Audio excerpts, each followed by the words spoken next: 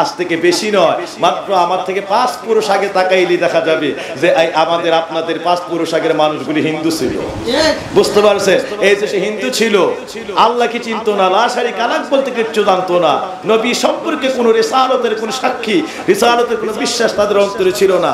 তারা ছিল মূর্তি পূজায়, তারা ছিল পাথর পূজায়, তারা ছিল সাকার পূজায়, তারা ছিল অগ্নি পূজায়, তারা ছিল সূর্য পূজায়, তারা ছিল গরু পূজায়, বিভিন্ন পূজার মধ্যে তারা দিবানিশি লিপ্ত। এই মানুষগুলিকে সমস্ত পূজা অর্চনা ছেড়ে এক আল্লাহ লা শারিকা লাহ বলে সারা বাংলার মাটিকে পবিত্র বানিয়ে দিল। এক আল্লাহর হাজারো হাজারো প্রতিমার পূজা ছেড়ে এক আল্লাহর কদমের মধ্যে সিজদায় লুটাইয়ে দিল, তোমারে আমার মালিক চিনিয়ে দিল। সেই একজন মানুষ আজ থেকে 700 বছর আগে সারা বাংলাকে আল্লাহ রাব্বুল আলামিনের পবিত্র দ্বীন ইমানের নূর দিয়া, ইমান বিশ্বাসের নূরে গোটা জগৎটাকে বাংলা ভূমিকে আবাদ করে দিল। সেই তো আপনার আমার প্রাণের মুর্শিদ আল্লাহর ওলি হযরতে শাহজালাল রাদিয়াল্লাহু তাআলা আনহু। বাবাজিরা আমার, এই দেশের মধ্যে আসার সময় এই দেশের এই মূর্তি পূজাবাদী রাজা এই গৌরগোবিন্দ সিলেটের সুরমা নদীর সব ট্রলার লঞ্চ সব নৌকাগুলি বন্ধ করে দিল। আল্লাহর ওলি আপনার আমার মতো মানুষটাই কাদের মুসল্লায় একটা লঞ্চের পরোয়া করেন নাই, নৌকার পরোয়া করেন নাই, একটা জাহাজের পরোয়া করেন নাই, কিচ্ছু লাগবে না, শুধুমাত্র কাদের মুসল্লা বিছায়া দিলে মুসল্লা বড় হইতে থাকে, পানির মধ্যে ভাসতে থাকে, 100 পানি ভিজায় না, বরং এটা জাহাজ বানায় দেয়। আল্লাহর ওলি সকল ভক্তরা একটা মুসল্লার মধ্যে উঠে 360 জন ওলি বিশাল বড় মনে হয় জাহাজের মধ্যে উঠে সেকেন্ডের মধ্যে সুরমার অপর পার থেকে সমস্ত পানি নদী পাড়ি দিয়া আস্তে করে এই দেশে গৌরাঙ্গবাদের মধ্যে চলে আসে। আল্লাহর ওলি চলে আসলে ওই থেকে নাম পাল্টে যায়। আর ওই আগ পর্যন্ত ছিল গৌরাঙ্গবাদ এই যে গৌরগোবিন্দের নামে এই গৌরাঙ্গবাদটি মুহূর্তের মধ্যে নাম পাল্টে হয়ে যায় সিলহেট। আল্লাহর ওলিকে শেষ পর্যন্ত যখন দেখলেন কোনো অবস্থাতেই ফিরাইতে পারে না, দমাইতে পারে না, আর নৌকা লাগে না, জাহাজ লাগে না, ট্রলার লাগে না, আল্লাহর ওলি কাদের মুসল্লা পানির মধ্যে বিছায়া দিয়া মুসল্লাকে জাহাজ বানায়া সকল ভক্ত নিয়ে পার হয়ে এপারে চলে আসতেছেন। সঙ্গে সঙ্গে ওই দেশের গণক জাদু করেরা এই মানুষের বেশ ধরে এই মালাউন ইবলিস গৌরগোবিন্দকে সে পরামর্শ দিল, তাড়াতাড়ি করে বিশাল বড় বড় গণকদেরকে জাদুকরদেরকে সুরমা নদীর পারে পাঠিয়ে দাও, বিশাল বড় বড় পাথর দিয়া এরা উঠতে গেলে ওই জায়গায় পাথর এরা এই গণক জাদুকরেরা জাদুর মাধ্যমে পাথরগুলিকে সমুদ্রের মাঝখানে ডিল মারতে বলো।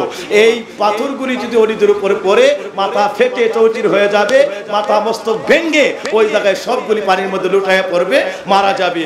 এইভাবেই তোমার এই দেশ রক্ষা হবে। পাপাত্তা শয়তান এই বুদ্ধি দিয়ে যায় এই নষ্ট, এই অবাধ্য, এই পাপাচার, এই পূজারিবাদী এই গৌরগোবিন্দের পরামর্শ পায়া বিশাল বড় বড় প্রকাণ্ড কয়েক মন, 2 মন, 10 মন, 5 মন, 20 মন এরকম ওজনের টন ওজনের পাথর নিয়ে গেল ওই জায়গায় এবং তার গণক জাদুকরদেরকে দিয়ে সুরসুরে মারলো আল্লাহর ওলিদের উপরে সুরমা নদীর ভিতরে। তাদের মাথা মস্তক ফেটে যেন সবাই পানিতে লুটায় পড়ে ওই জায়গায় মারা যায়। কিন্তু আল্লাহর ওলি শুধু আঙ্গুলটা শাহাদাত আঙ্গুলি বাড়াইয়া দিলেন।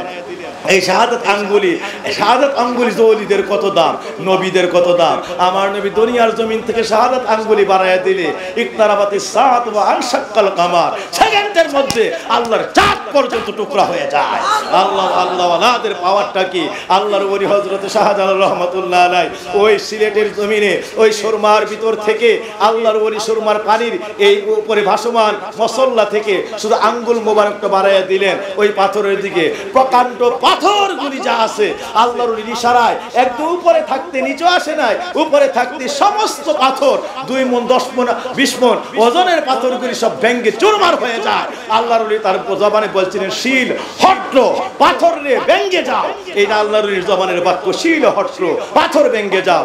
আল্লাহর ওলি শুধু আঙ্গুলটা মারাইয়া দিয়া পাথরকে ইশারা করলে পাথর ভেঙ্গে চুরমার হয়ে যায়, গুড়া হয়ে আল্লাহর ওলিদের চতুর্দিকে উপরে পড়লো না, মসল মসল্লা ছেড়ে ডানে বামে চতুর্দিক গুড়া গুড়া হয়ে সব পাথরগুলি পানির মধ্যে লুটে পড়ে যায়, গুড়া গুড়া হয়ে যায়, বালি বালি হয়ে যায়, একটা পাথরও কোনো কণাও অবশিষ্ট থাকে নাই, সব বালিতে বালিতে পরিণত হয়ে যায়। আল্লাহর ওলির পবিত্র হস্ত মোবারকের আঙ্গুল মোবারকের ইশারায় বাবাজিরা আমার এই থেকেই ওই দিন থেকে যখন তিনি এই নিরাপদে নির্বিঘ্নে সিলেটের এপারে এই মসল্লা নিয়ে হাজির হয়ে যায়, ওই থেকেই নাম হয়ে যায় শিলহট্ট। গৌরাঙ্গবাদ নাম পাল্টায়া ওই দিন থেকে ওই এলাকার নাম হয়ে যায় শিলহট্ট। পাথর ভেঙ্গে যাও, এই পুরা দেশটার নাম পাথর ভেঙ্গে যাও, ওই এলাকার নাম। এরপরে এটা সংস্কৃত ভাষা থেকে সংস্করণ হইতে হইতে মানুষ উচ্চারণ করতে কষ্ট হয়, এরপর থেকে এই ফার্সি ভাষার শব্দটা আস্তে করে শিলহট্ট থেকে সিলহেট হয়েছে, সিলহেট থেকে আজকার সিলেট। বাবাজিরা আমার, সুতরাং এই শিলহট্ট থেকেই আজকার সিলেট নামের উৎপত্তি। বাবাজিরা আমার, যার অর্থ ছিল পাথর ভেঙ্গে যাও, টুকরো টুকরো হয়ে যাও, আল্লাহর ইশারা মুবারকে। ঠিক না বে ঠিক? আরো জোরে বলি ঠিক না বে ঠিক? সুতরাং যাদের ইশারা লাগলে প্রকাণ্ড জাদুকরের পাথর ভেঙ্গে চুরমার হয়ে যায়, যার কাদের মসল্লা বিছায়া দিলে পানির মধ্যে জাহাজে পরিণত হয়ে যায়, সেই মানুষগুলির হাতের মধ্যে, সেই মানুষগুলির মসল্লার মধ্যে কার পাওয়ার মিশে আছে?